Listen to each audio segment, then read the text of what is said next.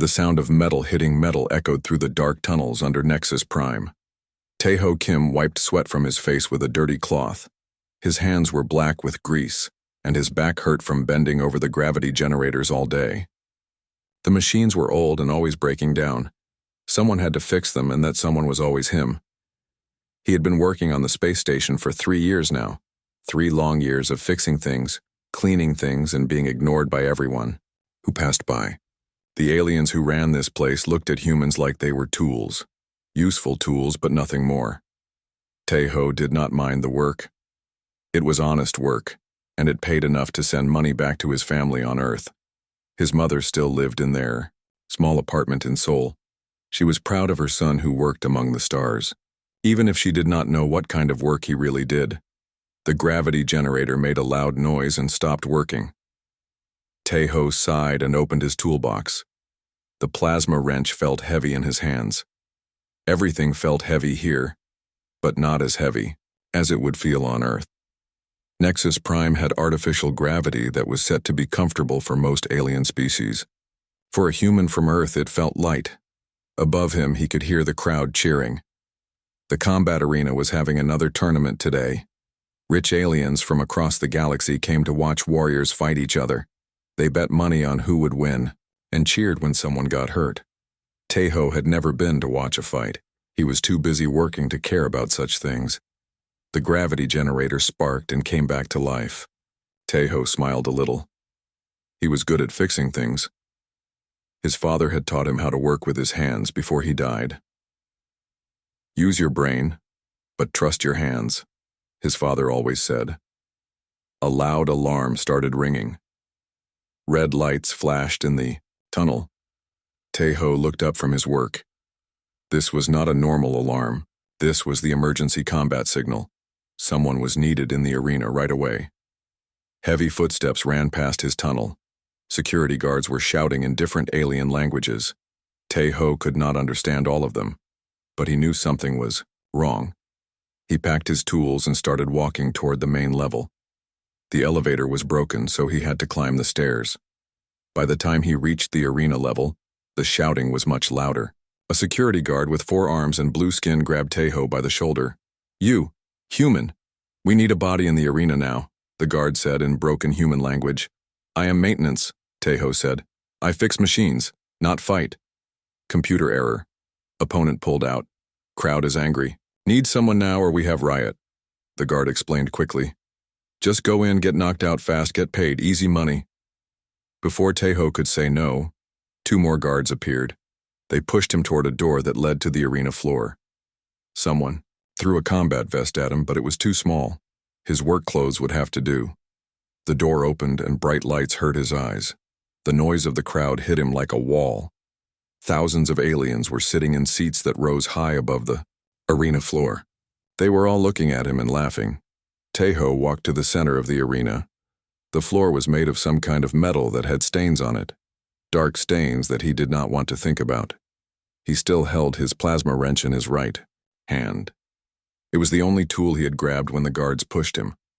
On the other side of the arena, another door opened. Something big walked out and the crowd went crazy with excitement. It was taller than any human, with gray skin that looked like armor. It had 4 arms and each arm held a weapon that curved like a sword. Its face had too many teeth and its eyes were completely black. The creature looked at Taeho and started laughing. It was a horrible sound, like metal being torn apart. The laugh was so loud that the crowd went quiet to listen. "They send me a human slave as my next opponent?" the creature said. Its voice was deep and mean. The words echoed around the arena, so everyone could hear.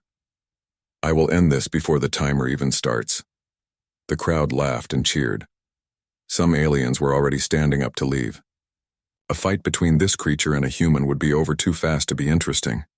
Taeho looked up at the crowd. He saw hundreds of different alien faces looking down at him. Some looked bored. Some looked hungry. None of them looked like they cared if he lived or died. A voice spoke from speakers around the arena. "Combat will begin in 30 seconds. 30 seconds to victory or defeat. Weapons are allowed. Medical teams are standing by." The creature with 4 arms raised its swords and roared. The crowd roared back. They wanted to see blood. Taeho closed his eyes. He thought about his mother in Seoul. He thought about his father, who had died when Taeho was still young. He thought about the apartment where he grew up, where the gravity was so strong that walking upstairs felt like climbing a mountain. He whispered something in Korean that the translation machines around the arena could not understand. It was something his grandmother had taught him when he was very small. Something about being strong when you needed to be strong. The timer above the arena started counting down. 20 seconds. 15 seconds. 10 seconds. Taeho opened his eyes and looked at the creature that called him a slave. He thought about all the years he had spent fixing things while aliens looked through him like he was not there. He thought about every time someone had treated him like he was not worth their time. The creature was still laughing when the timer reached 0. The combat timer hit 0 and Velana charged forward with all 4 arms spread wide. Her warblades caught the arena lights and flashed like lightning. She had killed 17 opponents this month alone. This human would be number 18. She moved fast. Faster than most creatures could even see. Her legs pushed against the metal floor with enough force to crack stone. The crowd held its breath, waiting for the human to die. But something was wrong. The human was not where he should be. Velana's blades cut through empty air where his body had been a moment before. She stumbled forward, confused. How could something so slow move so quickly? Taeho stood 3 feet to the left of where he had been. He had not run. He had not jumped. He had simply moved, like water flowing around a rock. His plasma wrench hung loose in his hand and his breathing was calm. Velana spun around and attacked again. Her 4 arms moved in a pattern that had taken her 20 years to master. No creature had ever survived this attack. The blades came from 4 different directions at once. Again, the human was not there when the blades arrived. This time, Taeho moved like he was dancing. His body bent in ways that should have been impossible. 1 blade passed over his head by less than an inch. Another passed under his arm. A third missed his chest by the width of a hair. The 4th blade never reached him at all. Taeho's plasma wrench touched the side of Velana's wrist as she swung. It was just a gentle touch, like someone tapping you to get your attention. But Velana felt something wrong in her arm immediately. The muscles stopped working right. Her grip on that blade became weak. In the VIP section high above the arena, Director Unichoi leaned forward in her seat. She was a small woman with gray hair and sharp eyes. Most people thought she studied alien cultures for the Galactic Institute. They were wrong. She studied something much more dangerous. Interesting, she said quietly into her communication device. Subject shows advanced kinetic control. On the arena floor, Velana was getting angry. The human had touched her twice now, and each time something felt wrong afterward. Her left arm was not working properly and now her right leg felt weak. She decided to end this quickly. She raised all 4 weapons above her head and brought them down with enough force to cut through metal. This was her finishing move. Nothing had ever survived it. Taeho looked up at the 4 blades coming down toward his head. To everyone watching, it looked like he was about to die. Even Velana was sure this attack would work, but Taeho was not afraid. He had grown up on a world where the gravity was so strong that every step felt like carrying a heavy weight. His muscles, his bones, even his blood had learned to work under pressure that would kill most of the creatures watching him now. He reached up with his left hand and touched one of the falling blades. The blade stopped moving, not just slowed down. Stopped completely, like it had hit a wall made of solid rock. The force of the stop traveled up through the weapon and into Velana's arm. She felt bones crack in her wrist. Before she could pull back, Taeho moved again. This time he did not dance around her attack. This time he moved toward her. His plasma wrench touched her chest right over her heart. To the crowd it looked like the gentlest touch imaginable, like a friend putting their hand on your shoulder to comfort you. The human barely seemed to move, at all. Velana felt like she had been hit by a shuttlecraft. The force that went through her body was impossible. It started at the point where the human's tool touched her chest and spread through every part of her at once. Her armor, which could stop laser blasts, meant nothing. The force went right through it like it was not there. She flew backward across the arena floor, 20 feet, 30 feet. She hit the far wall hard enough to crack the metal and fell to the ground. The arena went completely silent. Velana tried to breathe, but her lungs would not work right.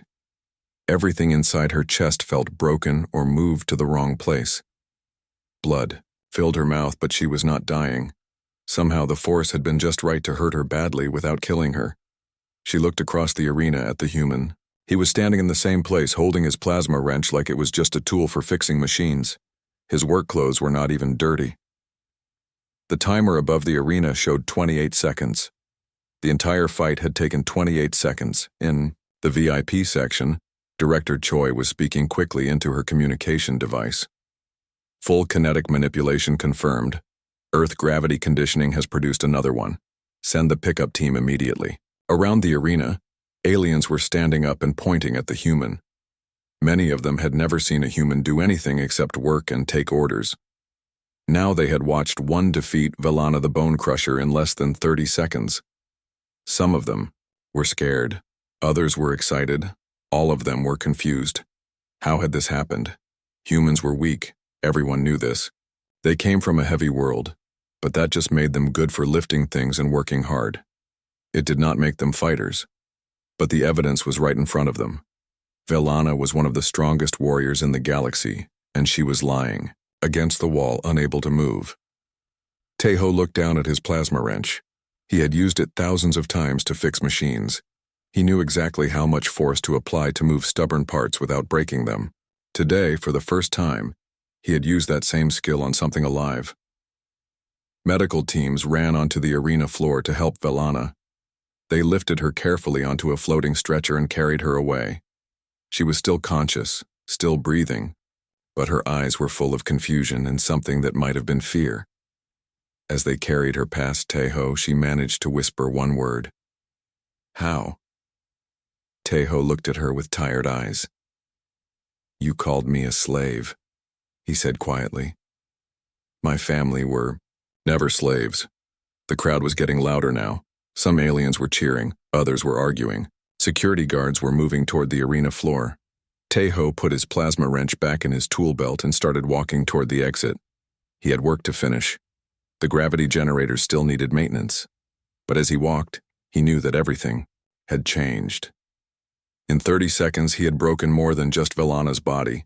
He had broken the way the galaxy thought about humans, and somewhere in the depths of space, other humans were getting messages that it was time to stop hiding. Dr. Hyunwoo Park had been a doctor for 40 years. He had treated injuries from every kind of weapon in the galaxy.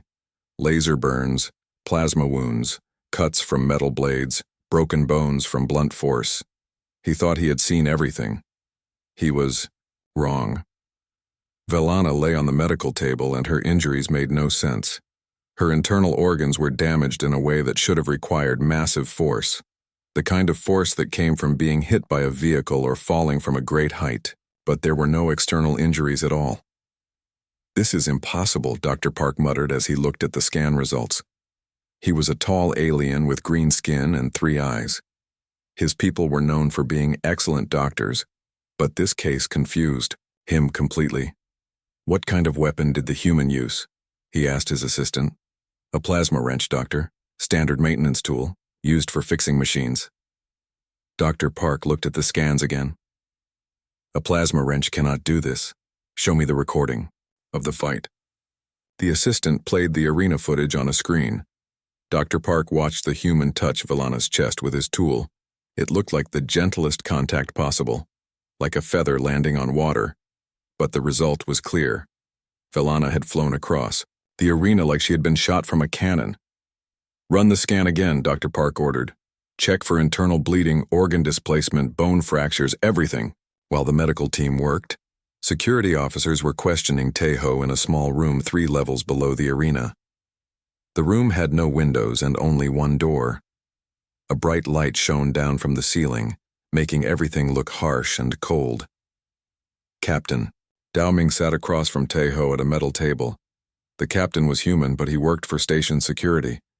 He had lived away from Earth for so long that he almost forgot what it felt like to have real weight pressing down on him. "Tell me exactly what happened in the arena," Captain Dao Ming said. Tae-ho looked tired. His work clothes were still dirty from fixing the gravity generators. "I was pushed into the fight. I did not want to be there. The creature attacked me. I defended myself." "How did you defend yourself?" "I moved out of the way. Then I touched her with my wrench." "That's all? You just touched her?" Tae-ho nodded. "She fell down. I think she slipped." Captain Dao Ming had watched the recording 12 times. No one slipped. The human had done something that the security cameras could record but not explain. The force readings from the arena floor showed energy that came from nowhere. Tae-ho Kim, the captain read from his file. 28 years old, born in Seoul, Earth. Worked maintenance jobs on 6 different space stations. Perfect employment record. No history of violence or combat training. He looked up at Tae-ho. "So how did you defeat one of the most dangerous fighters in the galaxy?" "I got lucky," Tae-ho said. Before Captain Dao Ming could ask another question, the door opened. A woman in a military uniform walked in. She was tall and moved like a soldier, but her face was calm and friendly. "Commander Bora Lee, Human Liaison Office," she said, showing her identification. "I'm here to collect Mr. Kim for disciplinary review." Captain Dao Ming frowned. "This man is under investigation for defending himself when he was forced into illegal combat," Commander Lee interrupted. "The Galactic Treaty clearly states that no sentient being can be forced to fight without consent. Your station violated that treaty." She handed him a data pad with official documents. "Mr. Kim will be coming with me for medical evaluation and debriefing. Any further questions should be directed to the human embassy." Captain Dao Ming looked at the documents. They appeared to be in order, but something felt wrong. He had been a security officer for 15 years, and he knew when someone was hiding something. "The medical team wants to examine him," he said. "To understand how—" "That won't be necessary," Commander Lee said firmly.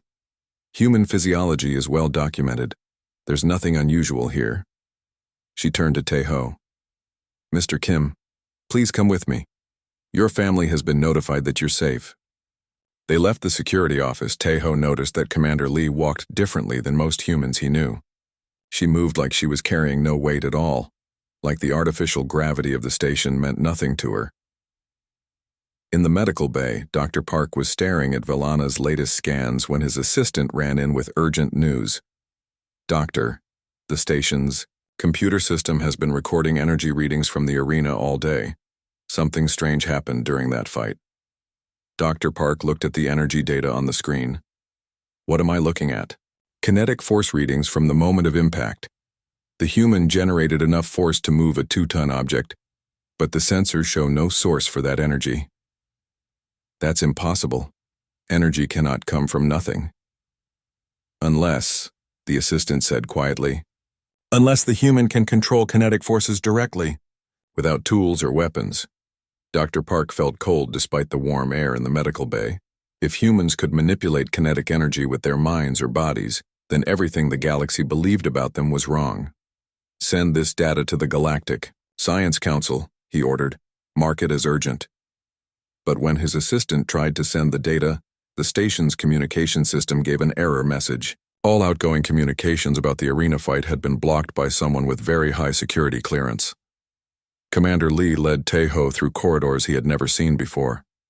These hallways were cleaner and better lit than the maintenance tunnels where he usually worked. Important people walked these halls. "Where are we going?" Tae-ho asked. "Somewhere safe," Commander Lee replied. "Somewhere we can talk without being recorded." They entered an elevator that required a special key, card to operate. As they rode up to the highest levels of the station, Commander Lee studied Tae-ho carefully. "How long have you known?" she asked. "Known what?" "That you're stronger than you look.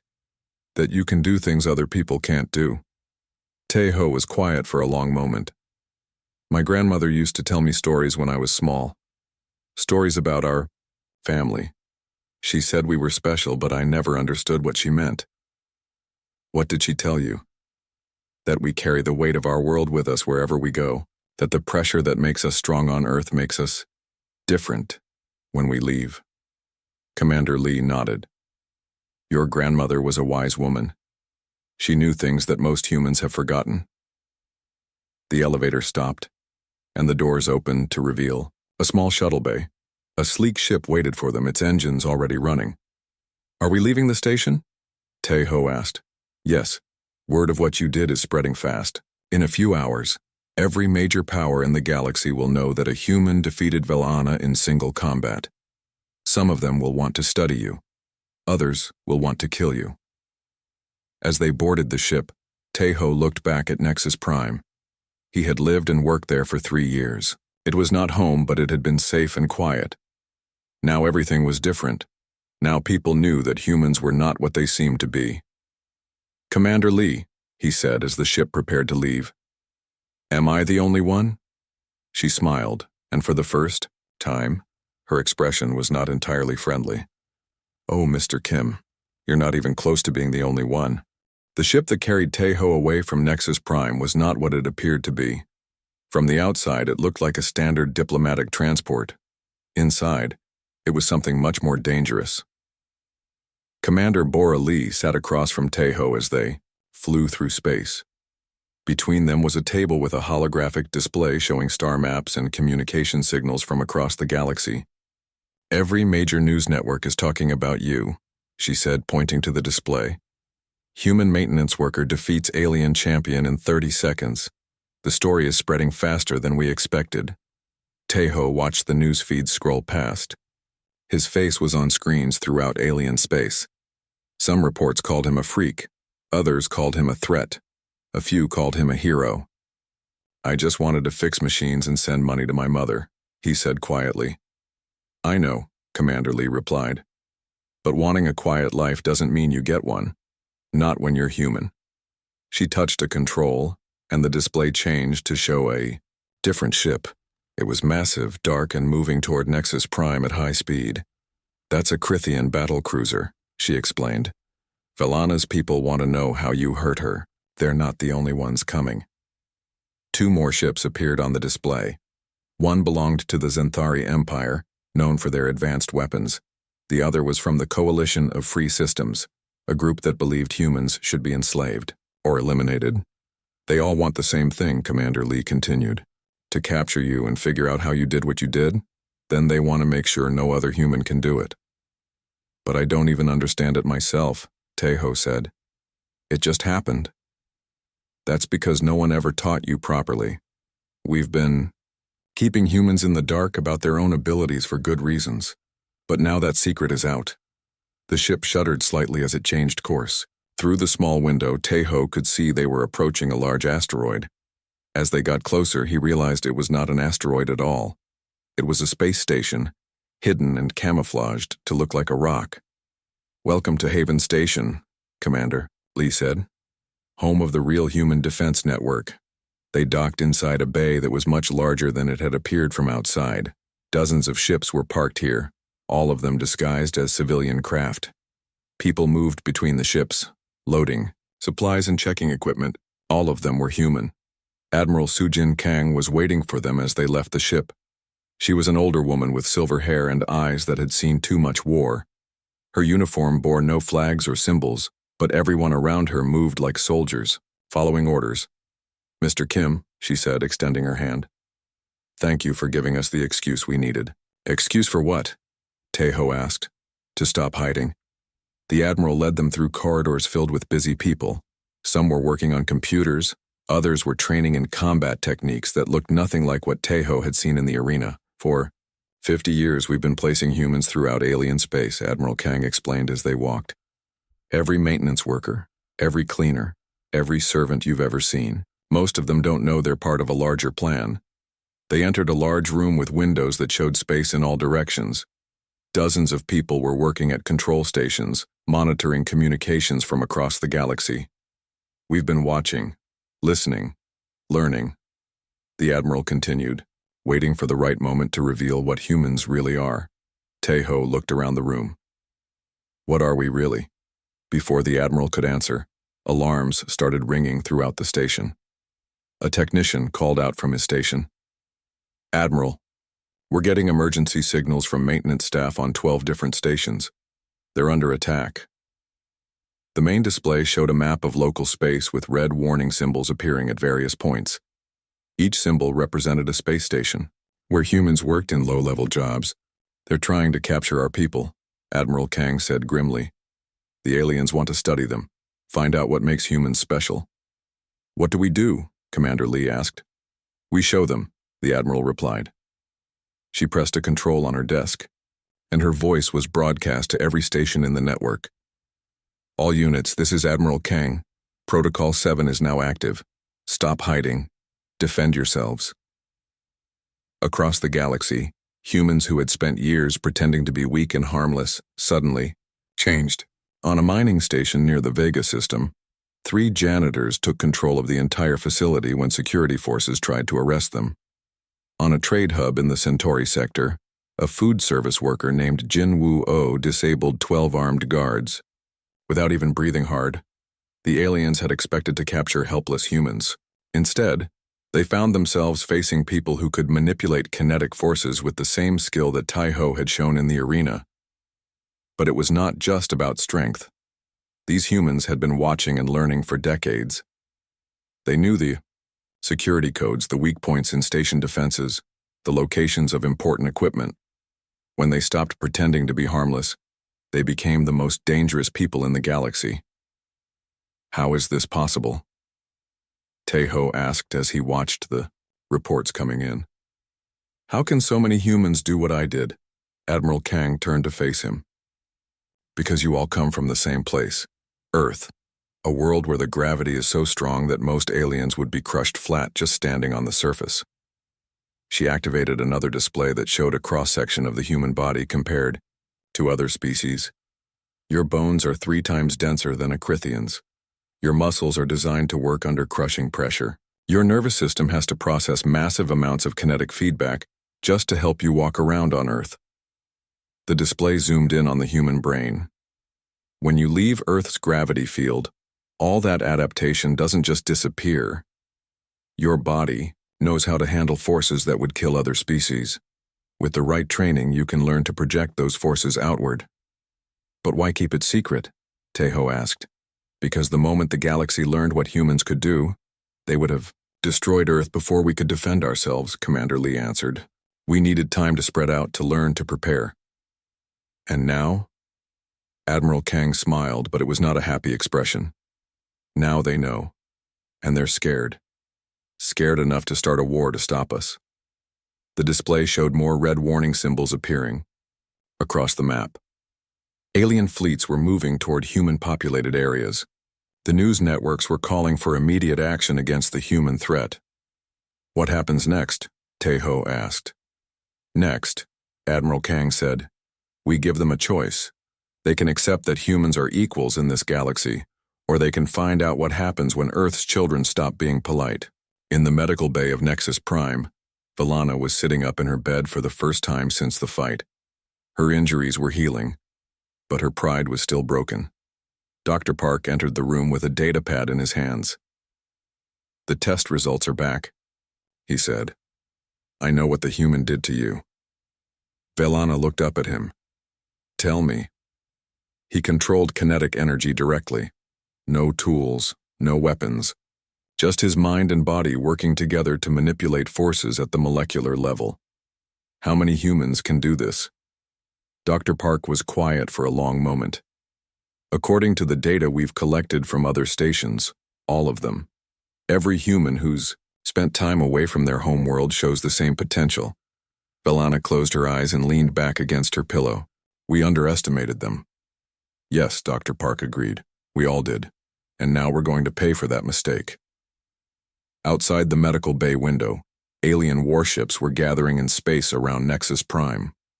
But for every alien ship that arrived, sensors detected human vessels appearing at the edges of the system. The galaxy was about to learn what happened when you called Earth's children slaves. 6 months had passed since Tai-Ho Kim shattered Velana in 30 seconds. 6 months since the galaxy learned that humans were not what they seemed to be. The war that many had expected never came. It was hard to fight a war against people who fixed your machines, cleaned your stations, and served your food. When the alien governments tried to arrest all humans in their space, they discovered that their entire infrastructure depended on human workers. Power systems failed when human technicians walked away from their jobs. Food distribution networks collapsed when human logistics coordinators stopped showing up for work. Communication arrays went dark when human maintenance crews decided they had better things to do. The aliens had built their civilization on the assumption that humans were just clever animals, useful for manual labor, but not capable of real independence. They were wrong. Tejo stood on the observation deck of Haven Station, watching ships come and go in the hidden docking bay. He was no longer a maintenance worker. Now he was something the galaxy had never seen before, a human ambassador. "The Crithian delegation is here," Commander Lee announced as she joined him at the window. She had been promoted too, now serving as Director of Human-Alien Relations. "How is Valana doing?" Tejo asked. "Better than expected. The gravity conditioning is working, but it's painful. Most aliens can't handle even a fraction of Earth normal gravity for more than a few minutes." Tejo nodded. Valana had made an unusual choice after recovering from her injuries. Instead of demanding revenge, she had asked to learn. She wanted to understand how humans could do what they did, and she was willing to suffer through months of training to find out. They walked through the station corridors toward the meeting room. Haven Station was no longer hidden. The galaxy knew where it was, but no one dared attack it. Too many important systems throughout alien space depended on human cooperation. The meeting room was filled with representatives from dozens of different species. Some looked nervous. Others looked angry. All of them looked like they would rather be anywhere else. Admiral Kang stood at the head of a long table. She had aged in the past 6 months, but her voice was still strong when she spoke. "Ladies, gentlemen, and honored beings," she began, "we are here to discuss the new reality of human-alien relations." A Zenthari representative, tall and covered in blue scales, interrupted. "This is unacceptable. Humans were servants. You cannot simply decide to be equals." "We didn't decide anything," Admiral Kang replied calmly. "We always were equals. You just refused to see it." She activated a holographic display that showed statistics from across the galaxy. In the past 6 months, productivity in systems with human workers has increased by 40%. Crime rates have dropped. Infrastructure maintenance is more efficient than ever before. "Because you're threatening us," accused a delegate from the Coalition of Free Systems. "No," Tejo said, speaking for the first time. "Because we're no longer pretending to be stupid." He stood up and walked around the table, making eye contact with each alien representative. "For 50 years, humans have been watching you, learning. From you, understanding your cultures and technologies. We fixed your machines so we know how they work. We cleaned your stations so we know their layouts. We served your food so we know your schedules." The room was completely quiet. "You thought we were inferior because we come from a heavy world. You never asked what living on that world taught us. You never wondered what we might be capable of if we stopped holding back." A Crithian general leaned forward. "What do humans want?" "The same thing everyone wants," Admiral Kang answered. "Respect, fair treatment, the right to live our lives without being looked down upon." "And if we refuse?"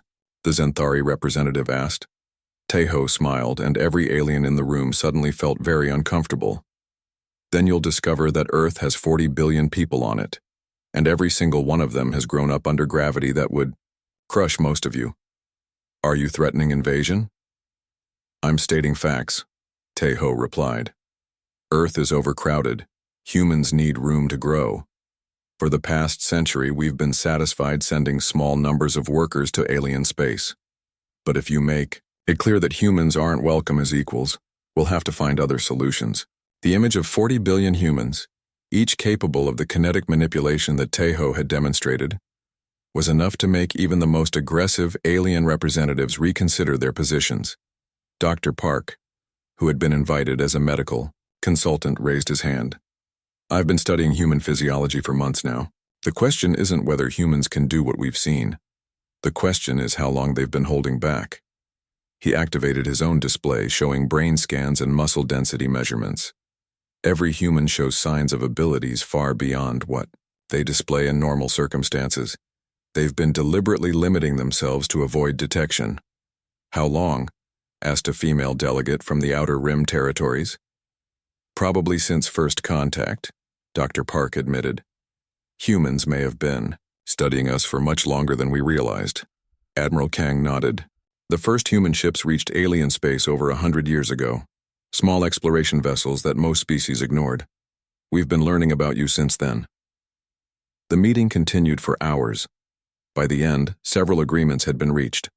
Humans would be granted full citizenship rights in any system where they worked.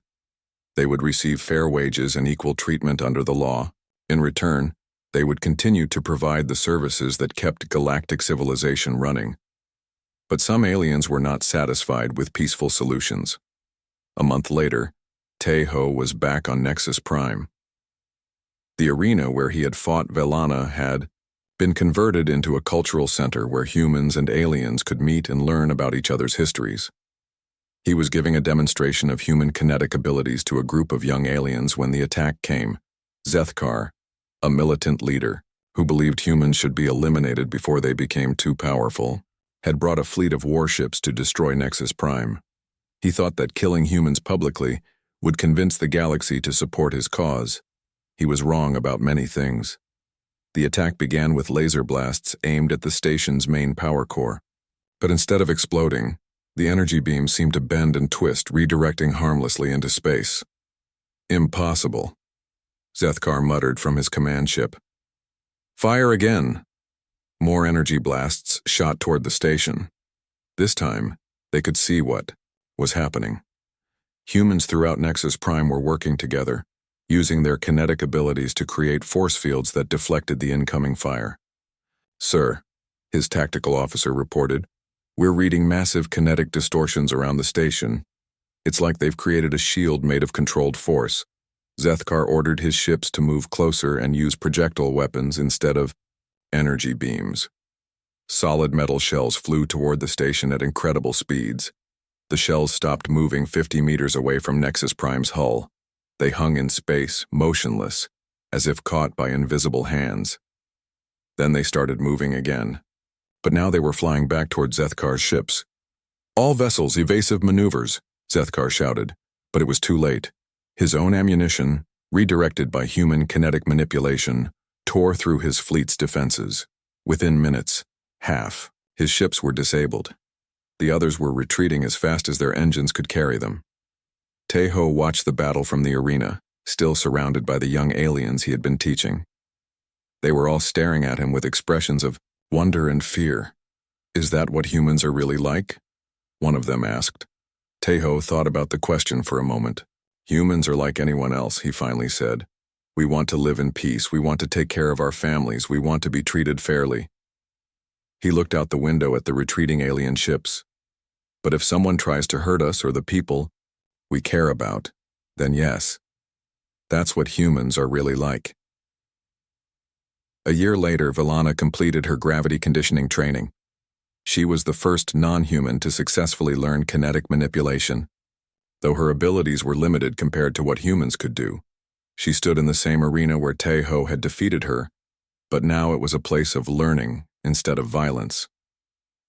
Human instructors were teaching basic kinetic techniques to aliens who were brave enough to try. It changes you, she told a reporter who was covering the story, not just physically, but mentally. You start to understand that strength isn't about size or weapons. It's about understanding the forces around you and working with them instead of against them. She demonstrated by lifting a heavy metal beam without touching it, using only her mind and the kinetic training that had nearly killed her to learn. Humans have been doing this instinctively since they were children, she continued.